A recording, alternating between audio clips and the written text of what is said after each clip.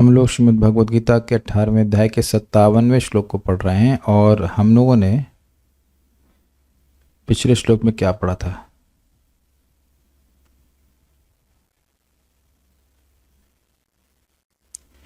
यहाँ पे 2.5 श्लोकों में 56, 57 और 58 का आधा रहा होगा, आधा रहेगा।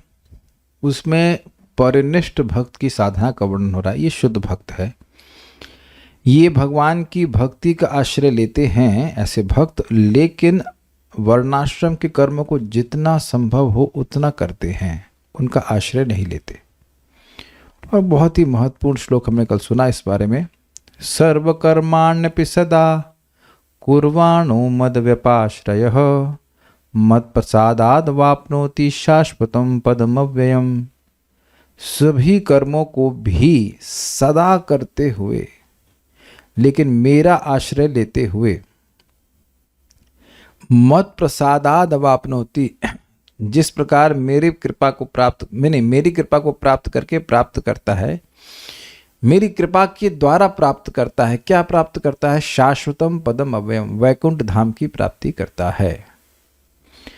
तो चक्रवर्ती पाद के अनुसार लिंक अगर हम समझते हैं ना, बलदेव विद्याभूषण के अनुसार वह कह रहे हैं कि क्योंकि तुम ऐसे हो, मतलब तुम ऐसे ही भक्त हो जिसका वर्णन यहाँ पे हो रहा है। तुम एक गृहस्थ हो, तुम एक क्षत्रिय हो, इसलिए तुम क्षत्रिय के कर्म को नहीं त्याग सकते, जंगल में नहीं जा सकते हो।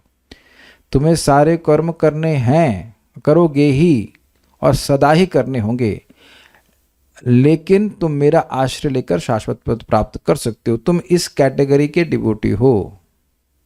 ये समझ में आया link? Because you are like this, इसलिए भगवान यहाँ पे श्लोक बोल रहे हैं कि ऐसा करो।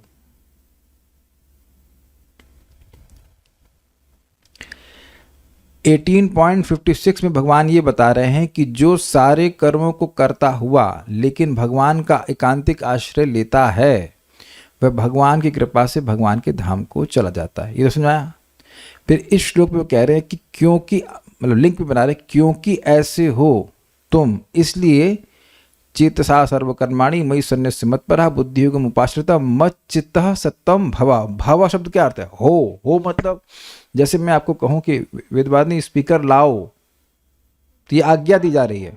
पिछले श्लोक में सिद्धांत बताया जा रहा था कि जो इस प्रकार से सभी कर्मों को करते हुए भी भगवान का आश्रय लेता है तो भगवान के पास जाता है। क्योंकि अर्जुन सन्यासी नहीं है, सन्यासी है अर्जुन, अर्जुन सन्यासी नहीं है और ना ही आप लोग हैं।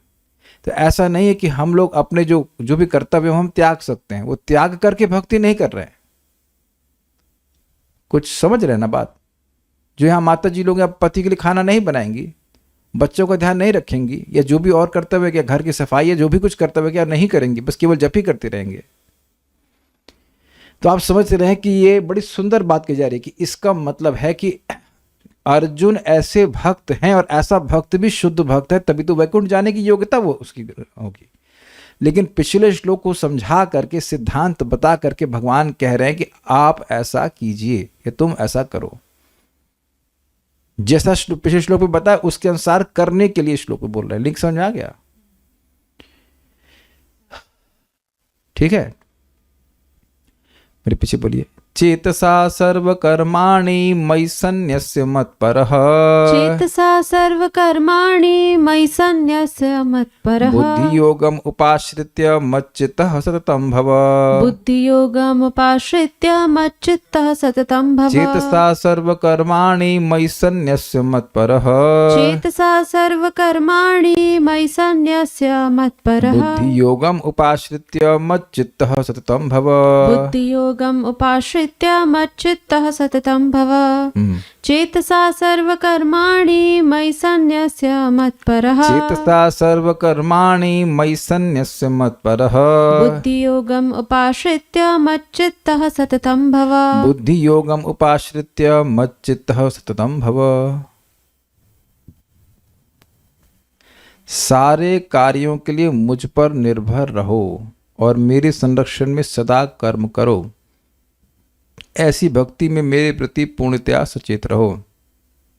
तो उम्मीद है कि आपको ये आज्ञात्मक दिख गया होगा।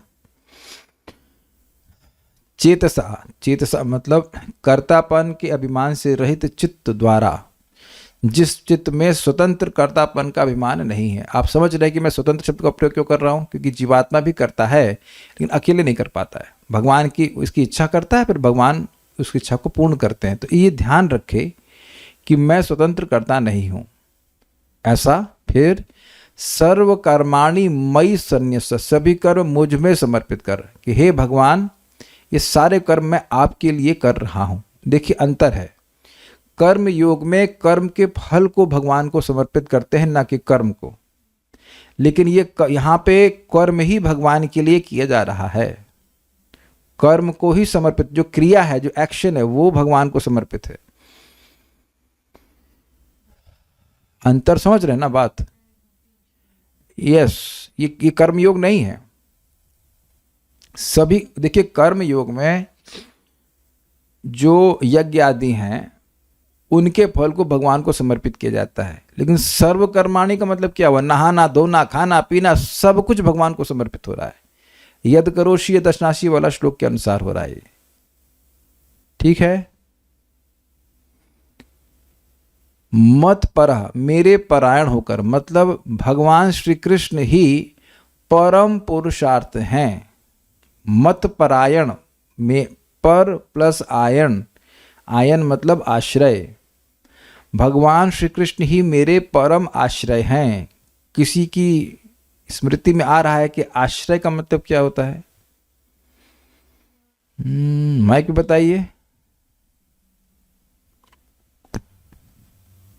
कई बार सुनने के इस रक्षा करेंगे। ठीक है, किसी को भी याद नहीं। Very good. ठीक है, तो बता रहा हूं, ध्यान सुनिए, पहली बार समझा रहा हूं। आश्रय का मतलब होता है वह स्थान जहां आपकी दुख निवृत्ति हो जाए और आपको सुख की प्राप्ति हो जाए। तो भगवान के चरणों की प्राप्ति करके ही मेरे सारे दुखों की निवृत्ति होगी और मुझे वास्तविक सुख की प्राप्ति होगी। इस प्रकार से भगवान श्री कृष्ण को परम पुरुषार्थ मानते हुए बुद्धि योगम अर्थात निश्चयात्मिका बुद्धि रूप योग का उपाश्रित्य अर्थात आश्रय कर, स्पेलिंग मिस्टेक, आश्रय कर। निश्चयात्मक बुद्धि रूप योग क्या है? निश्चय का मतलब होता है निर्णय। क्या करना है आपको? भक्ति करनी ही है। व्यवसायत्मिका, निश्चयात्मिका की भक्ति ही मेरा परम साधन है, यह निश्चय, या एकमात्र साधन है ये निश्चय, और भक्ति ही मेरा गोल है। अब ध्यान दीजिएगा कि ये सारे कर्मों को कर जरूर रहा है लेकिन कर्मों को आश्रय नहीं ले रहा है, वह भक्ति का आश्रय ले रहा है। मुख्य कार्य है भक्ति करना। अब जिस अवस्था में है, समाज में रह रहे हैं, तो उसके अनुसार उन कर्मों को कर रहा है, तो वह कर्म भी भगवान की प्रसन्नता के लिए किए जा रहे हैं। यद्यपि वो भक्ति नहीं कह सकते, लेकिन मुख्य बात है श्रवण कीर्तन। सबको समझ में आ रहा है।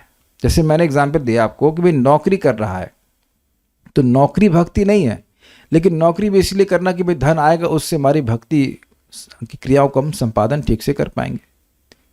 अन्य लोग नौकरी आदि किस लिए करते हैं? थाईलैंड जाने के लिए, अपने सेंस घूमेंगे फिरेंगे, पार्टी करेंगे, फाउंटेन आइसक्रीम, फाउंटेन चॉकलेट खाने जाएंगे, something like that. We all have that conceptions. क्यों नौकरी करना चाहते थे? पैसे के लिए। पैसे क्यों चाहिए? इंद्रिय तृप्ति के लिए। तो उसी प्रकार से जैसे लोग यहाँ धन कमाते हैं इंद्रिय तृप्ति के लिए, मौज मस्ती करने के लिए, ऐसे ही भक्त भी धन कमा सकते हैं। वो धन कमाना भक्ति नहीं है, लेकिन भक्ति के लिए है। तो निश्चयात्मक बुद्धि योग मतलब बिल्कुल स्थिर बुद्धि है कि भक्ति करनी ही है। और ये है गिफ्ट वैष्णव संगति और उस संगति में गीता भागवत को सुनने का, कि धीरे धीरे मन में कोई सेकंड ऑप्शन आना ही बंद हो जाता है कि आपको भक्ति करनी भी है या नहीं करनी है। ये देख ही रहे होंगे आपके जीवन में कि जो लोग नियमित रूप से सुनते हैं उनके मन में ये ऑप्शन आना ही बंद हो गया है कि भक्ति करनी भी है क्या ये आज जप करना है कि नहीं करना है, ये बहुत बड़ी उपलब्धि है, बहुत बड़ी उपलब्धि। ये ऑप्शन ही डिलीट हो गया है कि आज जप करना है कि नहीं करना है। जो लोग भक्ति में आते हैं वह भी सब इसी स्तर पर नहीं होते हैं। इसको हल्के मत ले लीजिएगा कि आप सभी लोग जप कर ही रहे हैं जो लोग भक्ति में आ रहे हैं। तो ये निश्चय हो जाए कि भाई जप करना ही है, भगवान को भोग लगा के प्रसाद ग्रहण करना ही है। कुछ निश्चय का बोध हो रहा है कि नहीं? ऐसी निश्चयात्मक बुद्धि की क्या कहते हैं, हेल और हाई क्या बोलते हैं, लो एंड हाई क्या बोलते हैं, कुछ भी बोलते हैं, लो वाटर से हाई वाटर से कुछ बोलते हैं। कुछ भी हो जाए मैं जप करूंगा, मैं भगवान की भक्ति करूंगा ही, जो भी मेरा सामर्थ्य जो भी है, कम वॉट में इंग्लिश में कहते हैं, जो कुछ भी हो हम भगवान की भक्ति करेंगे। सततम मत चित्तः भवा, सर्वदा मुझ में चित्त वाला हो। अब इसका बड़ा सुंदर अर्थ लिया गया है। सर्वदा मुझ में चित्त वाला हो का मतलब है कि कर्म करते हुए भी भगवान का स्मरण रखे। अब इसको तो आप भले सामान्यतः से आप अपने जीवन में अप्लाई कर सकते हैं। घर में अगर विग्रह है तो मंदिर के घर की सफाई नहीं होती, मंदिर की सफाई होती है। सब्जी लेने जा रहे हैं तो भगवान के लिए लेने जा रहे हैं, ठीक है हमारे लिए भी है, लेकिन भगवान मेन तो भगवान के लिए। अब कुछ गड़ा सारा गड़ा तो नहीं लेके आ सकते। जैसे इंटरेस्टिंग बात है, मैंने तो कभी बोला नहीं, मैंने कई बार बोला कि यत्करोषि दशनासी वाला श्लोक कि तुम जो कुछ भी खाते हो मुझे अर्पण करो। तो ये बताइए कि मान लीजिए कोई आपका मित्र है, अब आप उसके लिए और अपने लिए भोजन बना रहे हैं, तो क्या उसके लिए कुछ प्रेम है कि नहीं है? वेदवादिनी बताइए। प्रेम है। तो आप तो अपने लिए भी बना रहे हैं ना, तब पर उनको भी ध्यान में रखा जा रहा है। जी हाँ, कैच किया आपने इस बात को। भाई ये कई बार प्रश्न आएगा कि हम तो अपने पति के लिए बना रहे हैं, बच्चे के बना रहे हैं, भगवान को अर्पण करते हैं, तो भगवान के लिए भी तो बना रहे हैं, नहीं तो चख नहीं लेते इसको बीच में। तो कुछ प्रेम हुआ कि नहीं? हम जो कुछ भी खाएंगे भगवान के पहले नहीं खाएंगे, ये सम्मान नहीं हुआ भगवान के प्रति। अगर आप किसी को खिलाए बिना नहीं खा रहे हैं, क्या ये बहुत श्रेष्ठ सम्मान हुआ कि नहीं हुआ? एक हमारे कारपेंटर साहब आए थे, तो मैंने कहा कि आप इतना लेट हो जाता है आपको जाते जाते, तो आपकी पत्नी नहीं खाती? नहीं नहीं नहीं, हमें खिलाए बिना नहीं खाती, हमें खिलाए बिना नहीं खाती। बहुत उसका मतलब जो है, ऐसा नहीं कि आज आप आ गए, मैं तो गोविंदा में खा के आ गए यह नहीं बोलेगी। तो वह मान रहा है ना कि हमारी पत्नी हमको बहुत मानती है, तो ये मान्यता देनी हुई ना, किसी को सम्मान देने हुआ कि किसी को खिलाए बिना हम नहीं खा रहे हैं। तो ये सब बातें हैं। इससे मैं खाली ये बोल रहा हूँ, इससे भगवान का स्मरण होगा। जैसे मैं जाता हूँ सब्जी मार्केट में, ये फल लेने जाता हूँ, तो सब्जी और फल दोनों में होता है, मैं कहूँ मिर्ची तीखी है, खा के देखिए। हमने कहा यही तो नहीं कर सकते हैं खा के तो नहीं देख सकते। या अंगूर मीठा है, अब खा के देखिए। हमने कहा भैया ये सब नहीं कर सकते। क्या आप लोग ऐसे चक के लाते हैं? आप लोग यहाँ पे बेर लाए, अंगूर लाए, भैया अब विश्वास करके लाना पड़े, क्या करेंगे? भगवान को तो चक करके नहीं दे सकते हैं। तो आप जान रहे हैं कि आपका वह स्मरण है कृष्ण का, वो कार्य कर, जो कार्य है वो कृष्ण के लिए हो रहा है। अब कोई प्रश्न करेगा कि हम जब नौकरी कर रहे हैं, बिजनेस कर रहे हैं, तब ये कैसे याद रहे? देखिए ये तो ओके, एक व्यक्ति था, वो मर गया बेचारा, वो बहुत बड़ा स्टंट मैन था, तो अलग अलग प्रकार के स्टंट्स किया करता था, करते करते मर गया। तो वो करता क्यों था स्टंट्स ऐसे? अपने परिवार के लिए।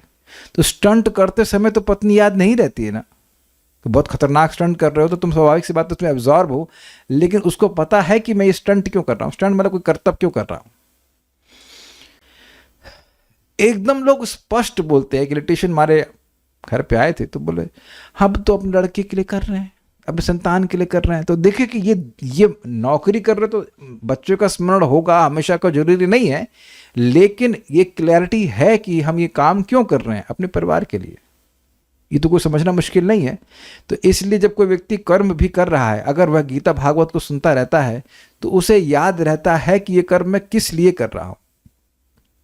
तो कर्म करते समय भी भगवान का स्मरण रहना चाहिए। नहीं सारे कर्म करो लेकिन भगवान का स्मरण करना चाहिए। ओके। चेतसा सर्व कर्माणि, बुद्धि से, चित्त से, चित्त कैसा? जो भगवान में समर्पित चित्त है, कर्तापन के अभिमान से रहित चित्त से, सर्व कर्माणि सभी कर्मों को मई सन्न्यास मुझ में समर्पित करके मत परहा मुझे ही परम पुरुषार्थ मानते हुए बुद्धि योगम उपाश्रित्य बुद्धि योग का आश्रय कर मत चित्तः सततम भवा सदैव ही अपने चित्त को मुझ में लगाओ। गीता भूषण टीका। यहाँ परिनिष्ठ भक्त के गुणों का ही वर्णन चल रहा है, क्योंकि तुम ऐसे हो, पिछले श्लोक के अनुसार कि तुम मेरे एकांतिक भक्त हो, इसलिए तुम सर्वकर्माणि, दो बातें, मेरे शुद्ध भक्त हो और गृहस्थी में हो, इसलिए वर्णाश्रम के कर्म करना भी तुम्हारे लिए कर्तव्य है। इसलिए क्योंकि तुम ऐसे हो, यानी कि तुम कोई सुखदेव गोस्वामी नहीं हो, कोई बाबा जी नहीं हो, तुम गृहस्थ में हो करके शुद्ध भक्त हो, इसलिए तुमको सर्व कर्माणि अर्थात अपने सभी विहित कर्मों को, जो भी तुम्हें कर्म करने के लिए कहे गए, सुबह उठना है, गायत्री करना है, जो कुछ भी है, उसको चेतसा अर्थात कर्तृत्व अभिमान आदि से शून्य होकर, मतलब मैं स्वतंत्र करने वाला हूँ, इस भावना से शून्य होकर मई अर्थात तुम्हारे स्वामी मुझ में, भगवान श्री कृष्ण में सन्न्यास्य अर्थात अर्पित करके, मत पर अर्थात मुझको ही परम पुरुषार्थ मानकर, बुद्धि योगम उपाश्रित्य अर्थात बुद्धि योग का आश्रय करके, यानी कि समझे कि मैं आत्मा हूँ, भगवान का अंश हूँ, मेरा कर्तव्य है कि सब कुछ भगवान को समर्पित करूँ, इस प्रकार से बुद्धि का आश्रय लेकर मत चित्तः सततम भवा अर्थात सदा कर्म करते समय मेरा चिंतन करते हुए कार्य करो। ठीक है, जैसा मैंने तुम्हें पहले समझाया था इन शब्दों से, जैसे यद करोषि यद अश्नासि यज्जुहोसि ददासि यत् यत् तपस्यसि कौन्तेय तत्कुरुषु मदर्पणम। हे कुंती पुत्र, तुम जो कुछ करते हो, जो कुछ खाते हो, जो कुछ अर्पित करते हो या दान देते हो और जो भी तपस्या करते हो उसे मुझे अर्पित करो, करते हुए करो। एक प्रश्न होगा कि भाई भगवान को कैसे अर्पण करेंगे? बहुत तरीके हैं। एक तो जैसे सीधे भगवान की सेवा कर रहे हैं, और दूसरा भगवान अंदर ही बैठे हुए हैं। तो कोई तपस्या कर रही है, आपने कोई भी तपस्या करी, तो भगवान ये तपस्या से आप प्रसन्न हो, ये संकल्प मन में आ जाए तो भगवान स्वीकार कर लेते हैं। Is it not? ऑब्वियसली अश्नाशी वाले इस अर्थ में तो भगवान को भोजन अर्पण करके ही ग्रहण किया जाता है, तो वो तो खैर कठिन बात नहीं है।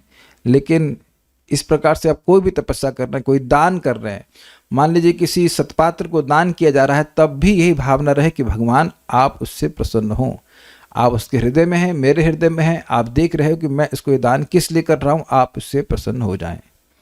जैसे भक्त लोग कुछ गाजर खिला रहे हैं गायों को, तो स्मरण रखें कि गावा में प्रसन्नासो गोपाल अपनी प्रसिद्धि, ये गाय प्रसन्न होंगी तो गोपाल मुझसे प्रसन्न होंगे।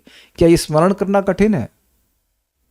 आप इस भावना से भी कर सकते हैं कि गाय को खिला रहा हूं, मुझे बड़ा पुण्य मिलेगा, जो कि मिलेगा, लेकिन ऐसा ना करके भगवान आप इससे प्रसन्न हो जाएं। I think it's very easy. Just आपको अपनी बुद्धि का, अपने चित्त का थोड़ा सा तो लाइक स्मरण करना पड़ेगा कि भगवान मैं ये आपको प्रसन्न करने के लिए कर रहा हूं। Simple, not complicated. हाँ, एक बात है कि जो ये श्लोक नहीं जानते हैं वह प्रश्न करेंगे यह सब करने से होगा क्या? तो उसके अगले वाला श्लोक में कहते हैं भगवान 9.29 में, शुभाशुभ फलैरेवं मोक्ष से कर्म बंधनई संन्यास योग युक्तात्मा विमुक्तो माम उपैष्यसि। शुभ और शुभ दोनों कर्मों के फलों से विशेष रूप से मुक्त होकर के, मोक्ष से कर्म बंधनई संन्यास योग युक्तात्मा, संन्यास योग से युक्त होकर के, विमुक्तो माम उपैष्यसि, विमुक्त होकर के तुम मेरे पास आओगे। वही बात जो भगवान ने 9.27, 28, 29 में बताई थी, फिर यह बता रहे हैं कि सभी कर्म करते हुए भी तुम मेरे पास आओगे, वैकुंठ की प्राप्ति करोगे। आई हेट्स वैकुंठ, समझ में आ गया होगा? ठीक है, एग्जाम्पल लीजिए, हाउस कीपिंग समझते हैं आप लोग? आजकल बड़े बड़े इंस्टीट्यूशंस में हाउस कीपिंग का पूरा एक डिपार्टमेंट होता है। तो वहाँ के लोग जानते हैं कि ये मकान मेरा नहीं है जिसकी मैं सफाई कर रहा हूँ। They are very much aware कि ये मकान जो है ये एक अमुक व्यक्ति का है या एक इंस्टीट्यूशन का है, उसको हम साफ कर रहे हैं। अस्पताल में देखा है ना, आप लोग बाई बोलते हैं, माता जी लोग होते हैं, उनको पता है कि अस्पताल मेरा नहीं है, और सफाई तो करते हैं अच्छे से, सफाई अच्छे से करते हैं, लेकिन उनको पता है कि ये अस्पताल की सफाई मैं कर रही हूँ, अपने स्वामी की मैं सेवा कर रही हूँ। स्वामी इंस्टीट्यूशन हो सकता है, स्वामी व्यक्ति हो सकता है, लेकिन थिंग्स आर प्रीटी क्लियर। कितने लोगों को ये सब चीज़ें मुश्किल लग रही हैं, और क्या मुश्किल लग रही है वो टाइप करके बताइए, तो वो उसको सहायता करने का प्रयास करेंगे। It is not difficult at all. सुनकर क्या कठिनाई लग रही है? भाई देखिए, जो करते हैं ऑब्वियसली पाप को तो ऑफर नहीं कर सकते भगवान को, लेकिन जो कुछ कार्य कर रहे हैं भगवान को समर्पित करने में क्या दिक्कत है? कौन से कार्य को भगवान को नहीं समर्पित कर पा रहे हो? प्रश्न है कि निरंतर स्मरण करना।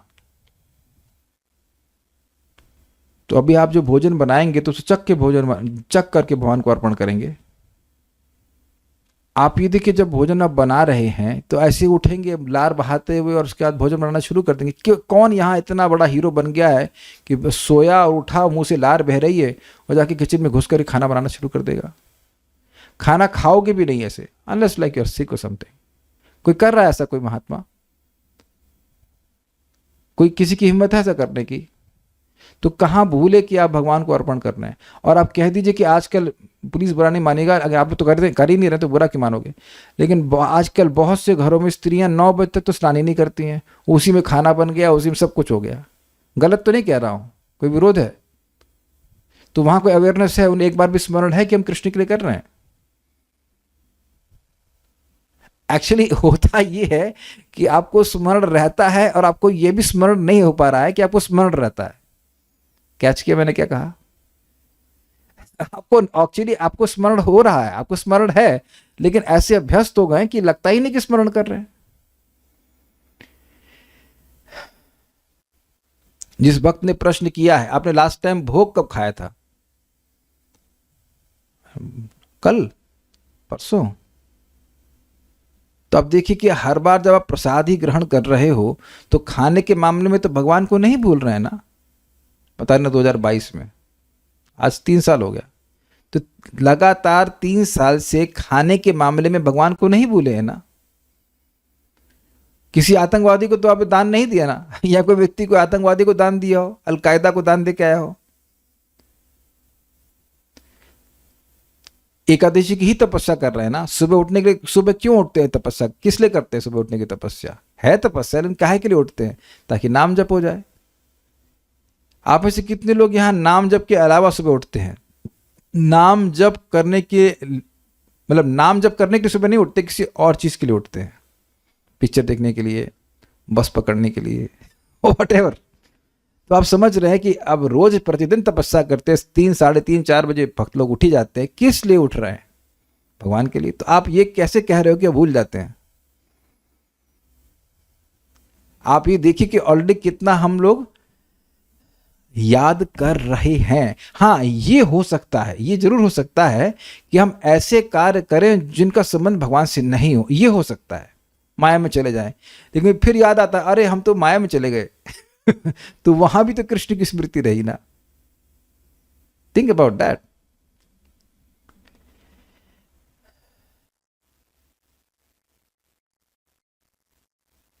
कह रहे हैं कि I also feel that I am unable to offer sincerest prayers which I really want, though Shravan is mostly there.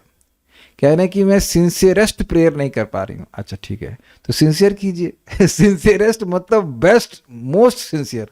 तो मोस्ट सिंसियर नहीं कर पा रही हैं तो सिंसियर करिए। मोस्ट नहीं तो सिंसियर से काम चलेगा ना। अच्छा, जिन माता जी ने प्रश्न किया, do you make the best idli in the world? क्या ये क्लेम कर सकती हैं आप कि दुनिया की सर्वश्रेष्ठ इडली आप बनाती हैं? अच्छा, तो इडली बना सकती हैं, लेकिन हो सकता है कि हम सर्वश्रेष्ठ इडली ना बनाएं, लेकिन इडली तो बना सकते हैं ना। ये तो है ना। तो वहीं से आज हो सकता हो करते करते आप सर्वश्रेष्ठ भी बनाने लग जाएं। This prayer, this statement itself shows your sincerity.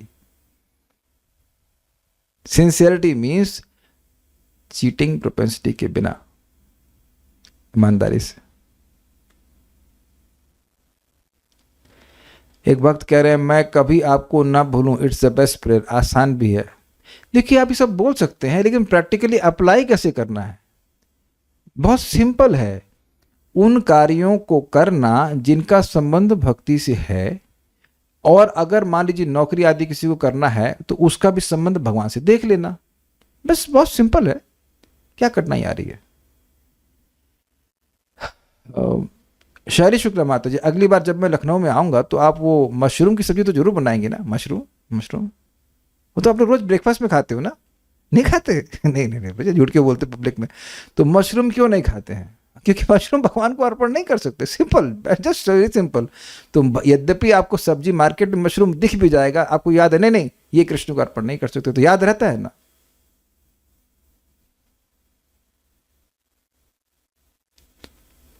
तो मैं खाली ये बोलना चाहता हूँ कि it is not that difficult. उन कार्यों को करें जो आपकी भक्ति के लिए अच्छा है, तो इस प्रकार से श्लोक को अप्लाई कर सकते हैं, कोई दिक्कत नहीं है। अर्थात क्रियाओं को मुझे समर्पित करने के बाद उन क्रियाओं को करो, ये समझे लाइन, न कि उन्हें करने के बाद उन्हें समर्पित करो, क्योंकि क्रियाओं को करने के बाद उन्हें समर्पित करना कर्मयोग कहलाता है। बड़ा सुंदर लाइन है ये। स्मरण रखें कि मैं कृष्ण का सेवक हूं, ये क्रिया भगवान को मैं कर रहा हूं, तो वो क्रिया पहले ही समर्पित होगी कि वो क्रिया ही भगवान के लिए है। जैसे फॉर एग्जाम्पल कोई स्त्री है, तो वो अपने पति के लिए खाना बनाती है, अपने पति के लिए खाना बना रही है, तो पहले उसके चित्त में पति आया और उसके मन में ये आया कि मैं इनकी पत्नी हूं और मैं इनके लिए खाना बना रही हूं। अच्छा, दूसरा क्या है कि भाई पति पत्नी ने भोजन कर लिया, कुछ खाना बचा है, तो वो व्यक्ति आया उसे खिला दिया, तो उसके लिए भोजन नहीं बन रहा है, वो भोजन जो बन गया उसको दिया जा रहा है। कुछ समझे अंतर? एक बार में खाना बना ही रहा, बना जा रहा उस व्यक्ति के लिए, दूसरा के बच गया तो अर्पण कर दिया। I hope it is very clear. जैसे मैं एग्जांपल दे रहा हूँ, भाभी भक्त लोग कुछ गाय हम लोग लेके आते हैं, गायों के लिए गाजर लाते हैं, तो एक कुछ सब्जी हम भगवान के लिए ला रहे हैं और कुछ सब्जी हम गाय के लिए ला रहे हैं, तो अंतर हो गया ना। गाजर अपने भगवान के लिए भी ला सकते हैं और गाय के लिए भी ला सकते हैं, तो किस इंटेंशन से ला रहे हैं? ऐसा नहीं कि हम लाए और उसके बाद गाय को दे दिया, ऐसा नहीं। गाय के लिए ही गाजर आ रही हैं कुछ सेक्शन, और कुछ सब्जियां भगवान के लिए आ रही हैं, और तो वो भी गाय के लिए जा रही तो भी भगवान की प्रसन्नता के लिए, लेकिन मैं एक थोड़ा सा सेपरेशन करने का प्रयास कर रहा हूं। Is it sinking in? करना क्या है यद करोषि दशनाशी वाले श्लोक में, कि व्यक्ति को स्मरण करना है तपस्या करने से पहले ही कि मैं यह तपस्या भगवान के लिए कर रहा हूं या कर रही हूं। एकादशी अब आने वाली है, कब है पता नहीं, कब है? 24 को, हाँ 24 तारीख को। तो 24 तारीख को एकादशी आप काहे के लिए करने वाले हैं? ऐसे ही वजन घटाने के लिए? नहीं, तो आप भगवान के लिए कर रहे हो, ये आपको याद है कि नहीं? यू रिमेंबर दिस, कि मैं ये तपस्या भगवान को प्रसन्न करने के लिए कर रहा हूं, सिंपल। तो ये कर्म योग नहीं है। उम्मीद है कि आप समझ पाए होंगे। सारार्थ वर्षनी। अब बड़ा मजेदार लिंग कह रहे हैं, अच्छा तो आप निश्चित रूप में मुझे किस प्रकार आज्ञा कर रहे हैं? क्या मैं अनन्य भक्त होऊंगा अथवा उपरोक्त लक्षण विशिष्ट सकाम भक्त ही होऊंगा?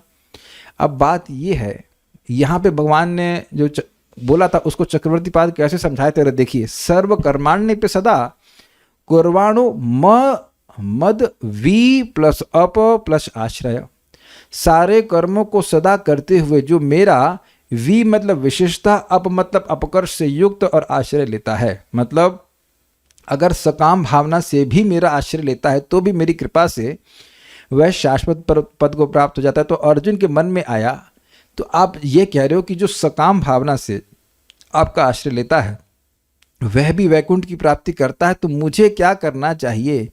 क्या मुझे सकाम होकर के भजन करना चाहिए या निष्काम भावना से भजन करना चाहिए? समझे आप? लिंक समझ गए? याद होगा अगर आपको, तो कल की क्लास में ये प्रश्न आया था कि जब सकाम लोग भी भगवान के पास पहुंच जाते हैं तो फिर निष्काम होने की क्या जरूरत है? तो अर्जुन प्रश्न कर रहे हैं, तो क्या मैं अनन्य भक्त बनूं, क्या मैं निष्काम भक्त बनूं, या जैसा आपने पिछले श्लोक में कहा उसके अनुसार सकाम भक्त होकर आपका भजन करूं? तो इसके उत्तर में श्री भगवान कहते हैं, तुम सर्वश्रेष्ठ भक्त नहीं हो पाओगे और न ही सभी भक्तों में अपकृष्ट सकाम भक्त बनो, अपितु तुम मध्यम भक्त बनो। इसका मतलब क्या हो गया? सर्वश्रेष्ठ भक्त वो है कि अब सारे कर्मों को त्याग दे, सारे जो वर्णाश्रम कर्म सबको त्याग करके केवल कृष्ण का भजन करे, ये सबसे अच्छा है। लेकिन क्या अर्जुन ऐसा कर सकते हैं? अर्जुन ऐसा नहीं कर सकते, वो गृहस्थी में है, क्षत्रिय है, न ही भगवान उन्हें करने दे रहे हैं। वो तो सोच रहे थे कि हम जंगल चले जाएं, लेकिन ना, भगवान नहीं करने दे रहे ऐसा। इसका मतलब यह नहीं है कि वो शुद्ध भक्त नहीं है, वो शुद्ध भक्त है, लेकिन वह जो कर्म है उनको नहीं त्याग सकते, तो क्यों नहीं त्याग सकते हैं? देखिए, एक क्षत्रिय हैं, वो लीडर हैं, अगर वह वर्ण आश्रम के कर्मों को करते हैं तो उससे अन्य लोगों के लिए उदाहरण प्रस्तुत होता है। जिन लोगों के लिए वर्णाश्रम करना जरूरी है उनके लिए एक लीडर का वर्णाश्रम का पालन करके दिखाना जरूरी है। तो भगवान के बिहाफ पर वो कार्य कर रहे हैं, तो ऐसा करने से भी उनको भगवान की कृपा प्राप्त होगी, लेकिन वो सकाम भावना से नहीं करने वाले हैं। तो अर्जुन को भगवान बोल रहे हैं कि देखो भाई, मैं तुम्हें कैमित्र से समझा रहा था कि अगर कोई सकाम भावना से भी मेरी भक्ति करता है तो मेरे पास आता है। सकाम भावना से भक्ति करने के लिए कह नहीं रहे हैं, कुछ समझ रहे हैं आप?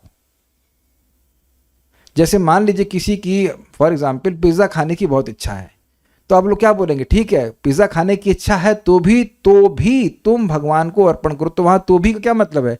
पिज्जा आदि खाना नहीं चाहिए, अच्छा चीज नहीं होता है, लेकिन अब खाने की इच्छा है तो भी उसको आप भगवान को अर्पण करके ग्रहण करिए। अग्रीड? समझ में आया बात? मान लो किसी को मिर्ची खाना अच्छा लगता है, तो भाई तुम्हें लाल मिर्च की सब्जी अच्छी लगती है, तो ठीक है, फिर भी मतलब वो उसका आपका अपकर्ष है, फिर भी तुम भगवान को अर्पण करके खाओ। क्या आप लोग ऐसी एडवाइस देंगे कि नहीं देंगे लोगों को? ठीक, लेकिन क्या इसका मतलब है कि अब जो सभी भक्तों को पिज्जा रोज खाना चाहिए, सभी भक्त पास्ता रोज खाएं, सभी भक्त मिर्ची डाल डाल के सब्जी बनाएं? यह तो उत्तर नहीं है ना, यह तो उसका अंडरस्टैंडिंग नहीं है। अंडरस्टैंडिंग यह है कि अगर आपके हृदय में कोई इच्छा नहीं है तो आप उस इच्छा से युक्त होकर के भजन करने की जरूरत नहीं है। You perform bhajan at your level, समझे? तो ये बात बोल रहे हैं। सर्व कर्माणी अर्थात अपने आश्रम धर्म और व्यवहारिक कर्म समूह। आश्रम धर्म मतलब वर्णाश्रम के जो क्षत्रिय आदि के कर्म है वह, और व्यवहार मतलब नहाना खाना पीना सब कुछ, मुझे समर्पित कर निष्काम भक्त बनो। ये भगवान की इच्छा है, सभी कर्मों को भगवान को समर्पित करो, जिनके लिए मैं ही प्राप्य पुरुषार्थ हूं। मतलब ये सारे कर्मों को समर्पित करने का उद्देश्य यह है कि हमें भगवान की प्राप्ति हो जाए, भगवान चाहिए। इसीलिए बोल रहे हैं मत पर, सकाम होने के लिए नहीं बोल रहे हैं। आप लोग मेरी बात समझ पा रहे हैं? इस श्लोक पे भगवान सकाम होने के लिए नहीं बोल रहे हैं। पिछले श्लोक में ये कह रहे हैं कि सकाम भी मेरी प्राप्ति कर लेते हैं। और समझ लीजिए, सकाम भक्तों को पहले उनकी इच्छाओं की पूर्ति हो जाती है, फिर भगवान उनको वैकुंठ भेजते हैं। आपने इसी अध्याय की महिमा में सुना था ना कि व्यक्ति इंद्र बन गया था कि इस अध्याय के 5 श्लोकों को बोल करके फिर जब तक उसकी इच्छा हुई तब तक वो स्वर्ग का भोग भोगा, बाद में ऊब गया और उसके बाद वैकुंठ चला गया। सुना ही था ये बात। तो इसका मतलब क्या है? सकाम व्यक्ति भी भगवान की प्राप्ति जरूर करता है, लेकिन तुरंत नहीं करता है।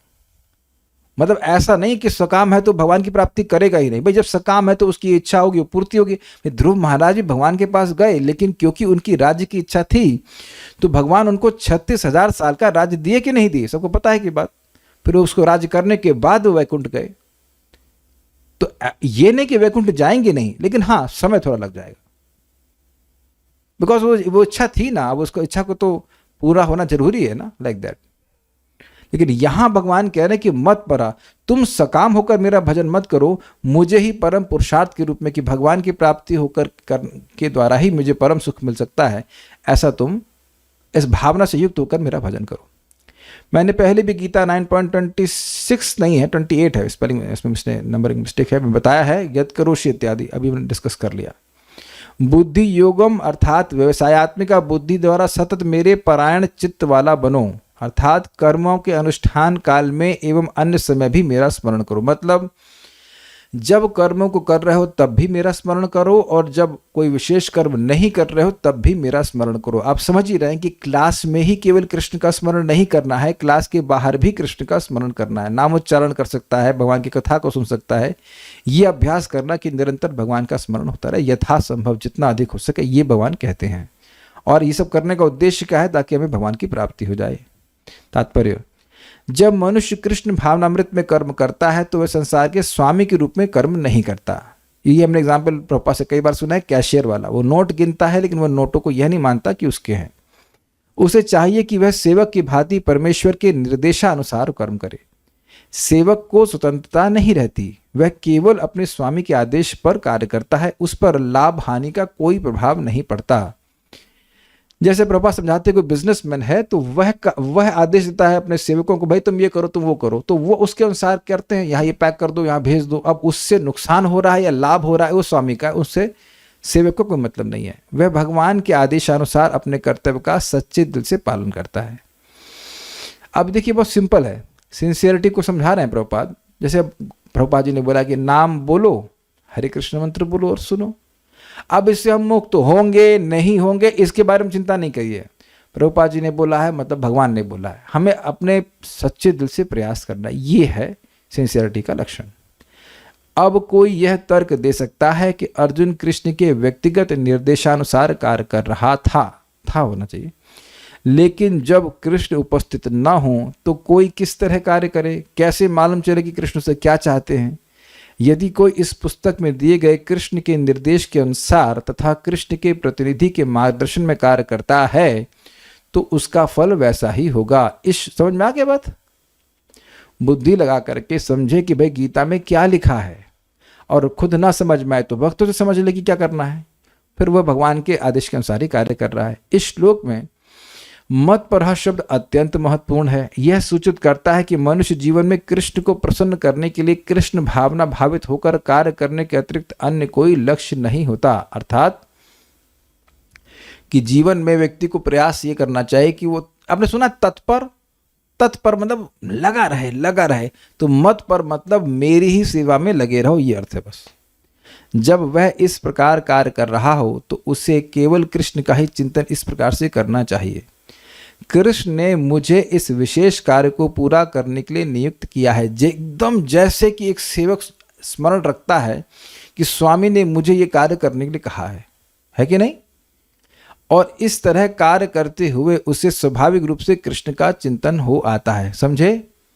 जैसे मान लीजिए सिंपल सी बात है, क्या भगवान ने आप लोगों को कहा है कि आप उनको भोग लगाएं? कविता माता जी कह रही नहीं, उनको नहीं कहा।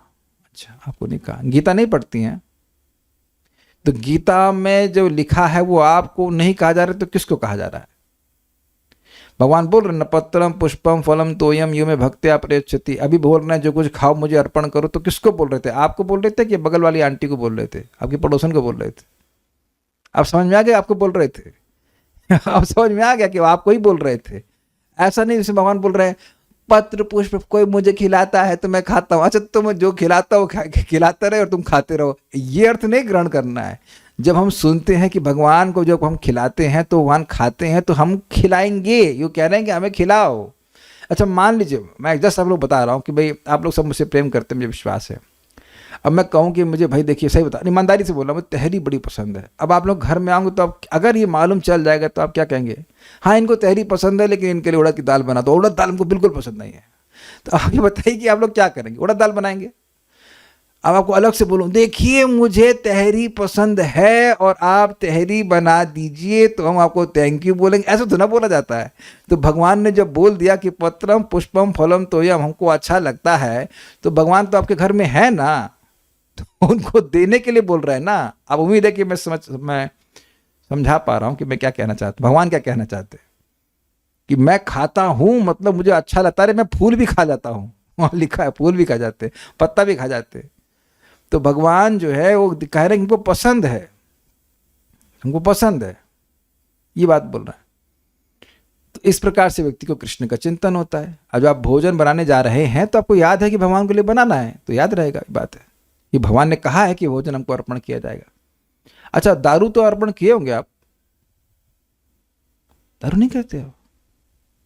अरे तो भगवान तो सब कुछ खा लेते हैं ना। नहीं, भगवान ने जलम बोला है, दारू नहीं बोला है। Got it? तो ये दिखाता है कि भगवान से प्रति ये भगवान का स्मरण है। किंतु यह ध्यान रहे कि मन माना कर्म करके उसका फल परमेश्वर को अर्पित ना किया जाए। मुर्गा काट के भगवान को अर्पण नहीं कर सकता। इस प्रकार का कार्य कृष्ण भावनामृत की भक्ति में नहीं आता। मनुष्य को चाहिए कि कृष्ण के आदेशानुसार कर्म करे, यह अत्यंत महत्वपूर्ण बात है। कृष्ण का यह आदेश गुरु परंपरा द्वारा प्रमाणिक गुरु से प्राप्त होता है। प्रश्नों के प्रमाणिक गुरु कैसे मालूम चले? वो शास्त्र से बोलेंगे, बाहर से नहीं बोलेंगे। आई थिंक, आई बिलीव, ये सब नहीं बात बोलते हैं कोई भी प्रमाणिक गुरु। अतएव गुरु के आदेश को जीवन का मूल कर्तव्य समझना चाहिए। क्यों? अतएव का लिंक क्या है? क्योंकि गुरु जो बोल रहे हैं वो शास्त्र का वचन है और वह भगवान का ही वचन है। तो भगवान की आज्ञा बोल रहे हैं, इसलिए अपना मूल कर्तव्य मतलब ये मेरा मुख्य कर्तव्य है। बाकी सारे जो कर्तव्य हैं वो गौण कर्तव्य है, ये बात समझना चाहिए। एक भक्त के हम पीछे लगे, 16 माला सुबह करो, 16 माला सुबह करो, 16 माला सुबह करो, तो वो सोच रहे होंगे कि इतना पीछे क्यों लगे हैं, है ना? समझ में आ रहा है? समझ रहे होंगे मैं किसको बोल रहा हूं? देखिए प्रभुपाद जी बिल्कुल स्पष्ट कहते हैं, the first instruction of the spiritual master is to chant 16 rounds. अब आप लिंक कर पा रहे हैं मैं क्या कह रहा हूं? गुरु का प्रथम आज्ञा है 16 माला का जप करना। तो गुरु का आज्ञा मतलब कृष्ण का आज्ञा। यहां प्रभुपाद क्या कह रहे हैं कि जो गुरु का आदेश है वह जीवन का मूल कर्तव्य समझना चाहिए। एक बात समझने में बहुत टाइम नहीं लगता है, तो ये मूल कर्तव्य है एक भक्त का कि वह 16 माला का जप करे।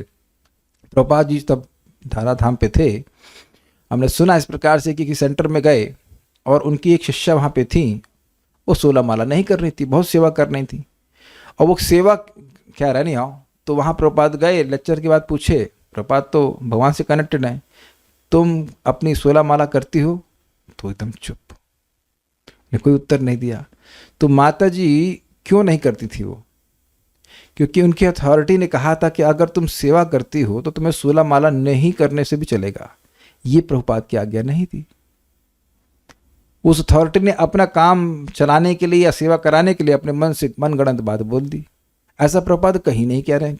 किसी आप, मैं चैलेंज इसलिए कर सकता हूँ, आप प्रभुपाद की किसी तात्पर्य में दिखा दीजिए जहां प्रभुपाद उसको कॉम्प्रोमाइज करने के लिए बोल रहे हो, कभी भी नहीं। तो मैं समझा रहा हूं बस इतनी सी बात कि जो प्रमाणिक गुरु हैं उनका आदेश भगवान का ही आदेश है, ये समझना चाहिए। और यह भी नहीं कि आप आंख मूंद के स्वीकार कर लीजिए, मैं ये नहीं कह रहा हूं। आप विचार कर लीजिए, शास्त्र से विचार कर लीजिए। भगवान स्वयं इस बात को इसी अध्याय के अंत में कहेंगे कि विमर्शेतद अशेषेणा यथा इच्छासी तथा करो। जो मैंने तुमको बताया है उस पर विमर्शन करो, विचार विमर्श करो, और उसके बाद जैसी तुम्हारी इच्छा हो वैसा करो। There is no question of force. विचार करके देख लीजिए कि क्या ये सही बोल रहे हैं, गलत बोल रहे हैं, क्या हो रहा है। अंधानुकरण करने के लिए नहीं बोला जा रहा है। यदि किसी को प्रमाणिक गुरु प्राप्त हो जाता है और वह निर्देशानुसार कार्य करता है तो कृष्ण भावनामय जीवन की सिद्धि सुनिश्चित है। और ये सिद्धि है क्या? भगवत धाम की प्राप्ति, जो हमको प्रभुपाद जी ने बिल्कुल स्पष्ट बताया। 16 माला का जप करें, नियमित रूप से रोज 4 नियमों का पालन करें, भगवान का प्रसाद ही ग्रहण करें, थिंग्स आर वेरी क्लियर, भगवान की भक्ति करें तो निश्चित भगवान की प्राप्ति होगी। ये प्रभुपाद यहाँ पे स्पष्ट कह रहे हैं। कोई बात और कुछ कहना चाहते हैं? नहीं। So will stop now. Shrimad Bhagavad Gita की जय, श्रील प्रभुपाद की जय, निताई गौर प्रेमानंदे।